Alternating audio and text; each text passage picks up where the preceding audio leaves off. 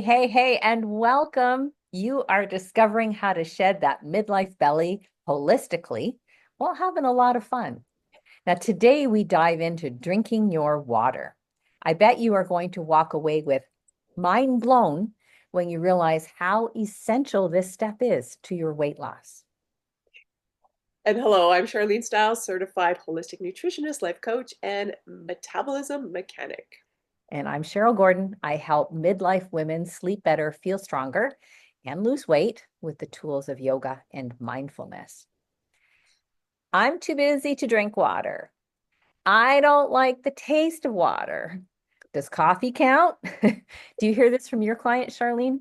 Oh, yeah, all the time. And the one that I hear most is, I know I should drink more water, but, and then there's a whole series of reasons why that it's just not possible. And that is often the reason that metabolism can feel sluggish. So when we're dehydrated, even if it's just mildly, everything slows down. Our digestion, our energy, our mental clarity, and especially detoxification processes. And when our detoxification pathways are sluggish, our body can have a harder time letting go of that stored fat. Why, you may ask? Because these toxins are often stored in our fat cells. And your body will actually hold on to fat as a buffer if it doesn't feel safe or supported enough to detox properly. And that is such a good point. I think that most people don't realize that detox isn't just about green juices or cleanses. It is happening 24/7 in the background. One of the biggest mechanisms of detoxification is breathing.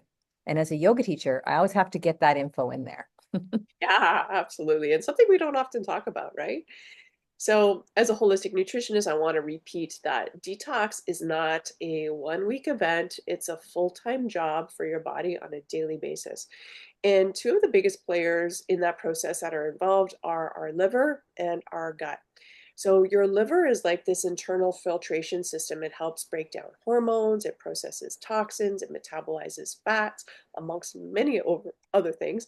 But if it's already overwhelmed, maybe from alcohol or medications or stress or even a poor diet or even impaired gut, it just doesn't function as efficiently. So that can lead to more hormonal imbalances like excess estrogen, which is a huge contributor to weight gain, particularly in the belly.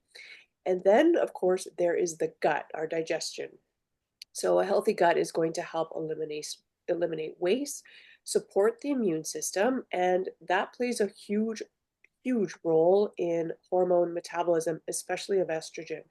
So, if you're constipated or if your gut bacteria is out of balance, your body may reabsorb these toxins, and then the excess hormones, instead of getting rid of them, get recirculated. So, when the liver and gut are functioning optimally or properly, your whole system tends to get bogged down. And then the weight loss that you may be chasing, especially in midlife, becomes so much more difficult, no matter how clean your diet is and no matter how much more you are exercising. Yeah, I know, Charlene, that, when I was going through all of this stuff and I was eating a fairly healthy diet, and of course I was exercising, but the hot flashes.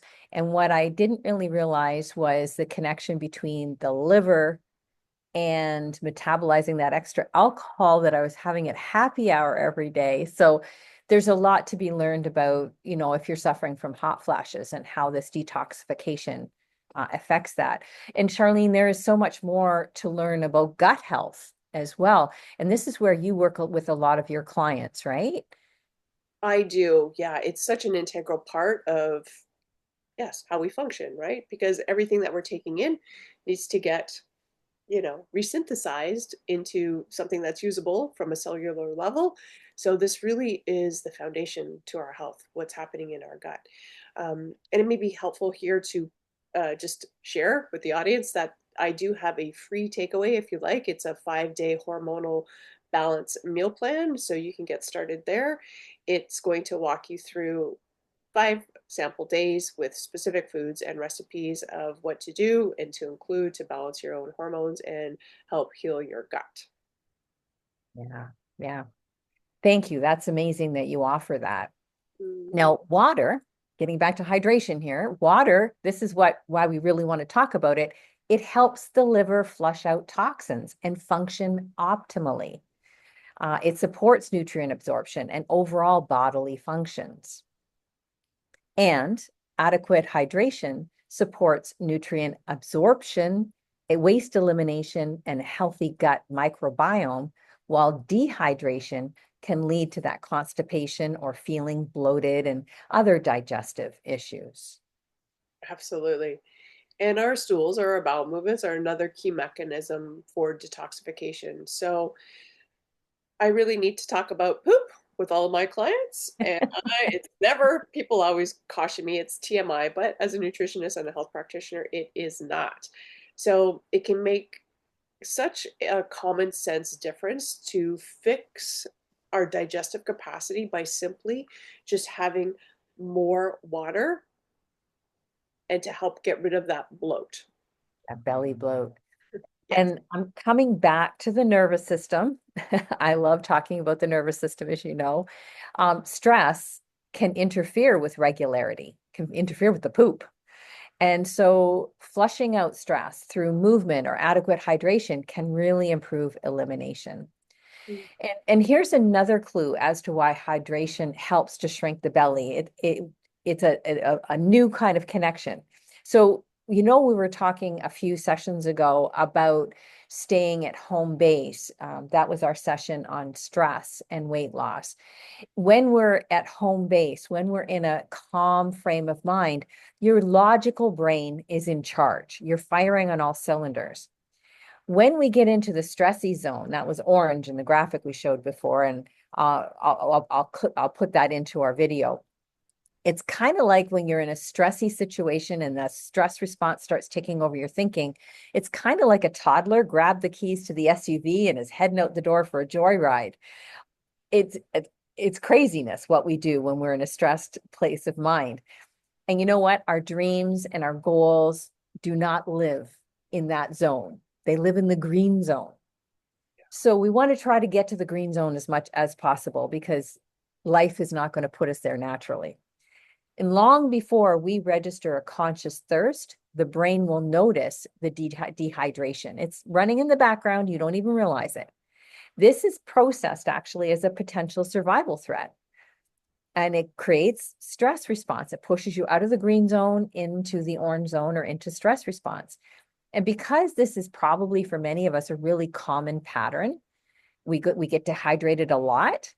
A lot of times, Charlene, it's because we don't want to have to pee. And that's a whole other topic. But the habit brain has experienced that if we eat some food, that will bring some hydration to the system. Mm. So the habit brain experiences the dehydration, perceives it as a potential survival threat, goes into a mild stress response, takes us out of the green zone, and then says, we need food. Let's put some cravings out there. We know if we make her crave a donut or some chips or something sweet, she'll respond and we'll get some hydration. So the system isn't really needing food per se, it needs water, but it's learned over time that sending the cravings and the urges will get you to do something to get some hydration into you. And so I've learned in my own world that this is a great strategy to deal with those cravings and urges. A lot of times I'm still, even though I've been working hard on this, not really sure if I'm hungry or if it's just one of these dehydration signals. So I try to drink 8 ounces or so of water and wait 10 minutes. Then I try to carefully attune to how I'm feeling as I'm waiting that time. Am I stressed about something? Am I distracted? Am I just tired? Do I just need a break from working on the computer or scrolling my phone? Do I need to go ask my honey for a hug or cuddle my dog? So some of those reasons that my stress response is kind of pushing me to do something urgy or given to my cravings could be offset by having proper hydration. So bringing more awareness to hydration, understanding why unconscious thirst is so challenging for your system, that's taking some more steps to remedy your dehydration. And it's like a superpower to reduce that belly. Yeah.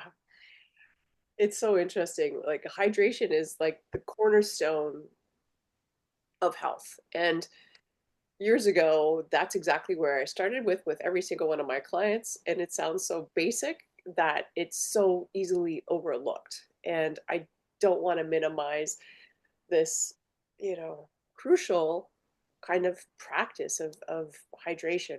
I know it doesn't sound glamorous or sexy, like it's got to be way more complicated than that, but it really is so foundational. So let's talk about some strategy. Like, just because we know that we need to drink more water, that just isn't enough, right? So we need simple ways to make that happen and weave it into our daily lives to make it real and practical.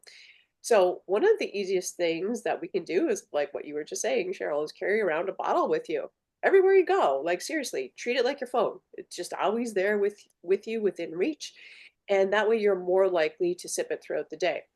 Personally, I aim to drink 3 liters of water a day, spaced between my meals. So my strategy, this may or may not work for you, but my strategy is once I wake up, I have a full liter of water in the morning before I have breakfast. That's my kind of golden rule.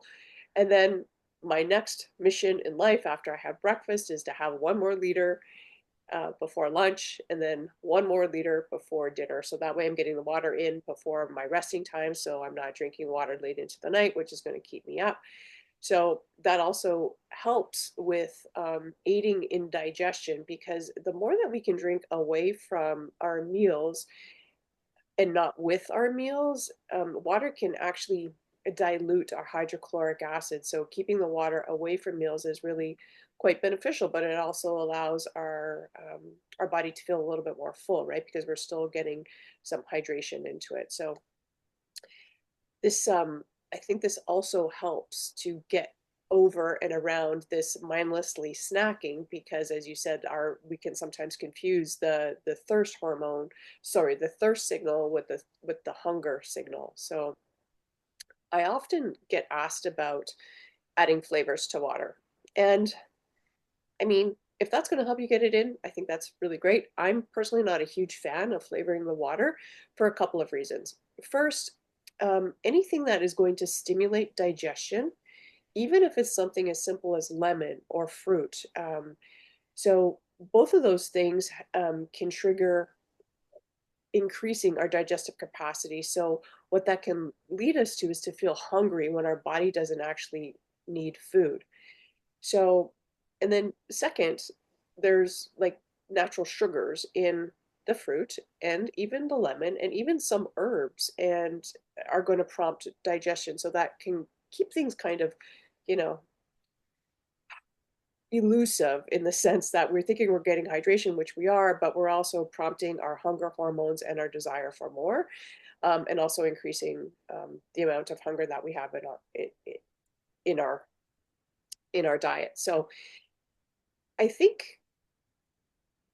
if that's the only way you're going to get water in you, I think that's better than not not having it all day. If that's the only way you're going to drink it, then of course do you. But if you had to, if you could just keep it clean, keep it minimal, and maybe even a few herbs might be a little bit more supportive than fruit, or looking at things like cucumber, which has a lot of water in, instead of these kind of heavy fruit blends. So the idea here is just get consistent on a system that works for you, that it just becomes a natural habit and it gets weaved into your daily, routine. As we know, our body thrives on hydration and so does our metabolism. Yeah, I have the this and I try to drink 2 of these a day, in addition to some herbal tea. So herbal tea is good, right, Charlene? Like, to kind of contribute. Yeah, I think there's a lot of controversy on that. In it depends on which way you're looking at it. Yes, it's offering hydration, but also some herbs, as we were talking about earlier, can actually increase digestion, which makes our body like speed up the digestive process, which gets us hungrier sooner.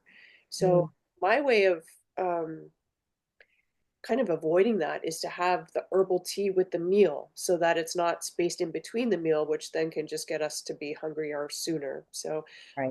work on 3 meals a day, 5-ish hours apart. That's the main premise to for blood sugar regulation and insulin regulation. So not everybody is doing it that way. So what I'm speaking about here may not apply to you. And if you feel like that's the way you're going to get water in, I mean, go for it. But I think straight up water would be the best for a cellular kind of prompting and support personally. Mhm.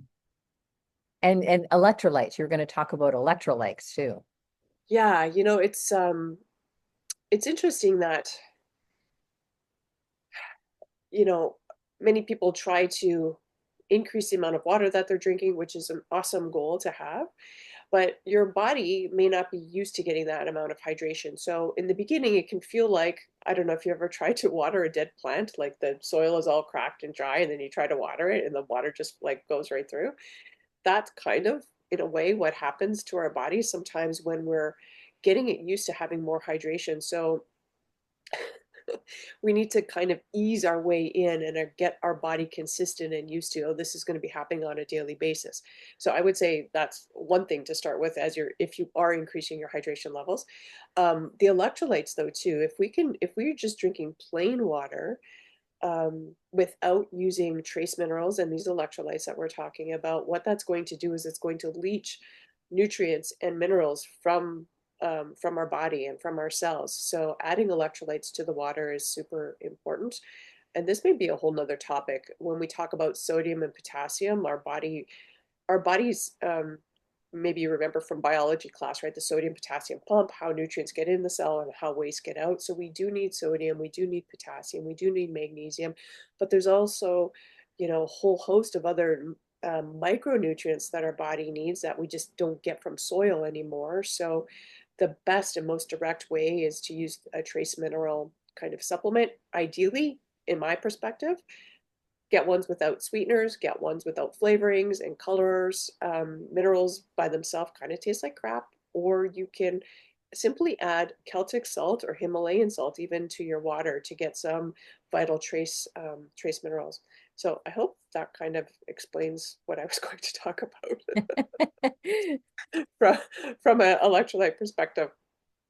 And on that note, in our next episode, we'll be diving into something just as vital, community and connection, because feeling supported and emotionally nourished plays a huge role in sustainable weight loss and really in every area of well-being. Right, Charlene, my friend? Yes, absolutely. I'm with you. I'm with you. And in the meantime, if you want to find some more resources, jump to either one of our websites. Cheryl can be found at CherylGordonYT.com, and I can be found at purenaturalhealth.ca.